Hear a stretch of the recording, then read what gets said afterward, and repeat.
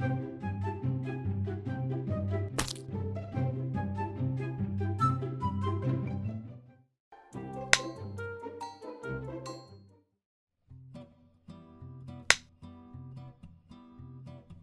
work for a retail store, and I usually have to answer the phone when a customer calls. Here's one such conversation. Hi, Store 1. My name's speaking. Sorry, I wanted a competitor. About a minute later, the phone rings again. Store number 1. My name's speaking. I want a competitor. Then he hangs up. Less than a minute later, the phone rings again. Store number 1. My name's speaking. Why can't I get the competitor? Well, if you keep calling the same number, you're gonna keep getting the same store. But this was the number I was given. And he hangs up. Second later, the phone rings again. Store! He cuts me off. If you say you're from Store 1 again, I'm gonna come down there and kill you. I pause. Yeah, I still work for Store 1, and I should tell you that as soon as we are done here, I will be forwarding your number to the police. Have a nice day. And I hang up. I call the police immediately afterwards. Turns out he has a long history of making threats, and was currently out on bail for, you guessed it, a similar charge. I'm guessing it was revoked.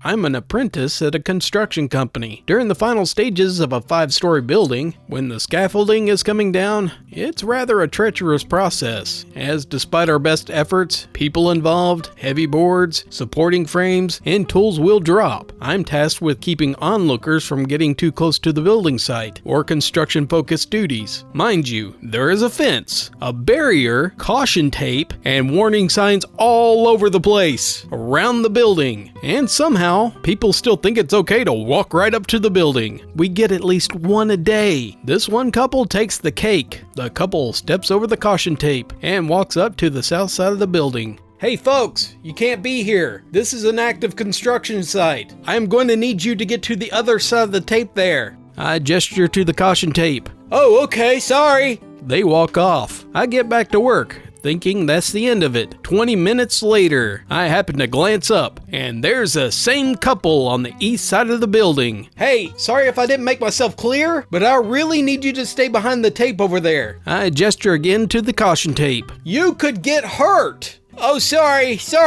And they walk off again. And I say to myself, geez, must be a language barrier or something. I go back to work. Not 10 minutes later, I hear a guy from the scaffolding removal crew yell out, "Headache!" Those not familiar, that means I dropped something heavy. Look out below. I look up and see the scaffolding board crash on the earth, mere feet away from the same stupid couple who were back on the south side of the building. Racing over, now screaming at the top of my lungs, "Clear out! Clear the f*** out! Do you have a f***ing death wish?" They both went white as sheets, turned on their heels and got out of there quick. It only occurred to me after the adrenaline wore off that I hadn't bothered to put down my hammer when I was chasing them off. So it was very likely it looked like I was going to kill them, especially if there was a language barrier. Sorry, random couple. For the love of whoever or whatever you pray to, do not cross the caution tape.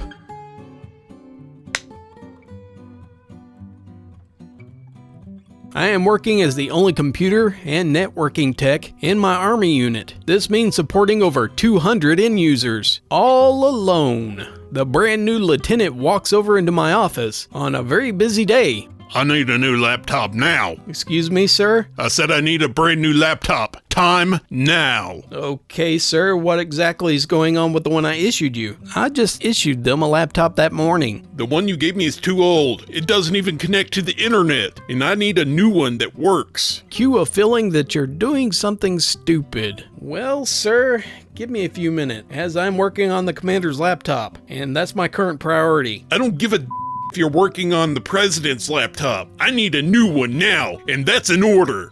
Deep breath. All right, sir. Before I can, I need to properly diagnose your system. If you show me where your desk is, we take a short walk down the hallway, and there are several NCOs. They're already working. The lieutenant shows me his laptop. I immediately find the problem. At this unit, all Wi-Fi is disabled, so the only way to connect to the internet is via a hardline, which, in this case, is not connected to his laptop. Holding up the disconnected cord, I turn to the lieutenant. Sir, you need to plug this in for the internet to work, as I explained to you this morning when I issued this laptop to you. I dropped the cable on his desk and walked back to my office. I could hear the other officers and NCOs laughing all the way down the hall.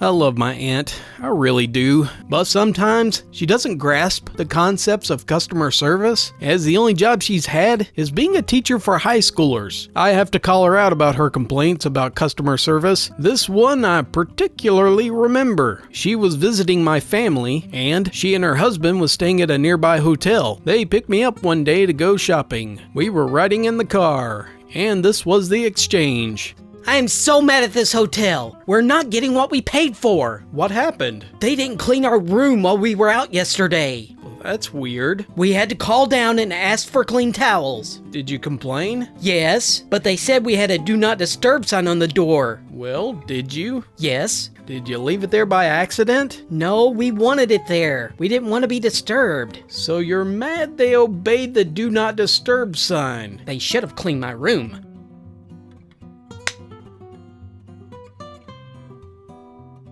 While I used to live with my parents, they moved away a couple of years ago. My husband and I remained in the house. The phone rings, and the caller ID shows a local number. I answer on the off chance it wasn't a scammer. Hello? Hi, this is Scammer calling for Medicare. No one here qualifies for Medicare. Oh, no, I'm calling for your mother. This is still fairly common, even though it's almost been 3 years since my mother lived here. However, my mother doesn't qualify for Medicare yet. I throw out the line that usually ends the spam calls. She no longer lives here. What do you mean? She died? No. She moved, like, to a different place. Oh, yes, you're right. Yeah, so this is wrong. I'm a good friend with her. I am shocked with how far from normal this is, and frankly, more than a bit amused. I decided to humor the guy a bit. Oh, you are? Yes, we've been friends for 15 years. I was just playing a prank. Is that so? I knew she wasn't dead. It was a prank when I asked if she died. Well, that's different. Yes, we are very, very close friends. Good, that's nice to hear. So, do you have her new number? Nope. Oh, well, bye. I texted my mom about it and let her know that this guy who was supposed to be from Medicare was really good friends with her. That called to check on her. She didn't find it as amusing as I did.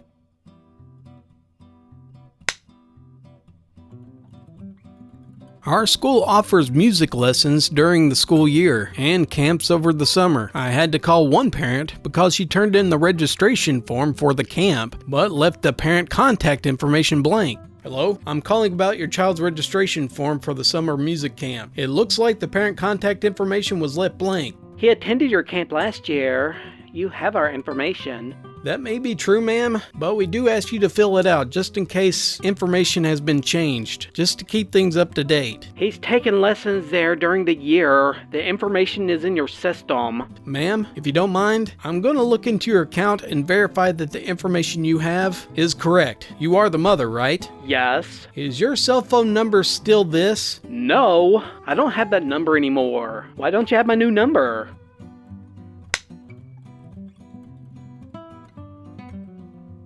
I work at a hotel, and I get a call from a customer who's trying to find the hotel and asking for directions. I'm on the highway and I can't find your hotel. Looking at the map, I say, "Okay, ma'am, you're about 30 minutes from the hotel. Just stay on the freeway and..." Uh-oh. A police officer just turned his lights on behind me. What should I do? I would pull over, ma'am. I don't know. How do I know it's a real cop? Well, if he has blue and red lights flashing, or any variation of that, it is very likely a cop. I would pull over to the side of the road, ma'am. I'm from out of town and I don't know what the police in this area look like. This area doesn't look very safe. I'm gonna keep driving. Will you stay on the phone with me?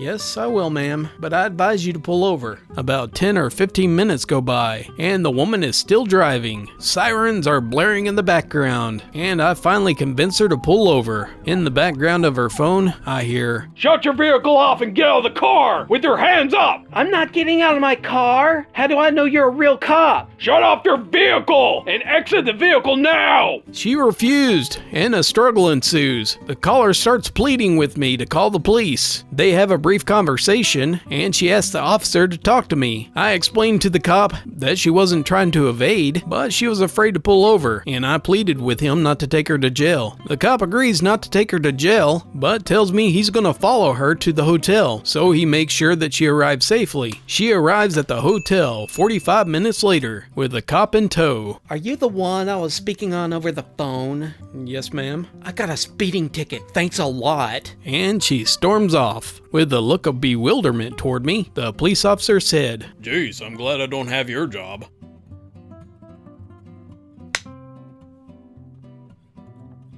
I was working as an expediter for a famous restaurant chain. Guests can request fries that are salt-free if they have any allergies. And then a server came up to me and said this. Hey, I need you guys to make this pound of fries without salt. She says she has allergies. Can you find out what her allergy is? The server leaves and returns, smirking. She says her doctor diagnosed her with seasonal allergies, so no seasoning on any of her food.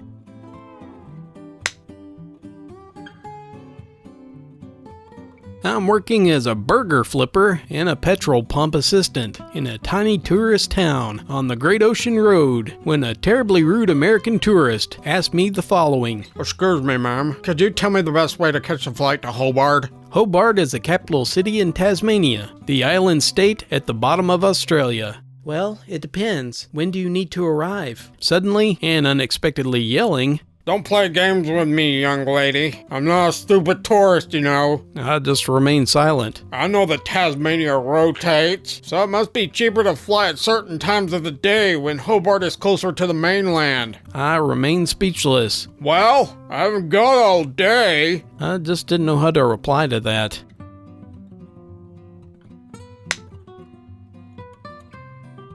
Once a month, we send out mail advertising our business. Like most ads, it reads, "Call now," and I received this call. "Thank you for calling. How can I help you?" Yeah, I received a card in the mail, and it said I should call you. "Oh, so you're interested in our free design consultation. I'd be more than happy to set one up for you." No, I don't want anything like that. They just told me to call. "So you like a free estimate on new floors?" No, the card you sent me in the mail. It said to call you, so I'm calling you. Why do you want me to call you?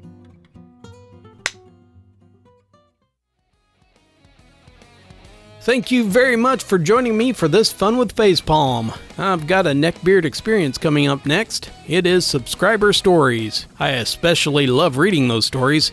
I said it right that time. At least I hope I did. That should be coming up real soon. And a very special thanks to my patrons who help support this channel. If you want to become a patron, just click the link below. Thank you very much, and remember, have fun with your failures, or they'll have fun with you.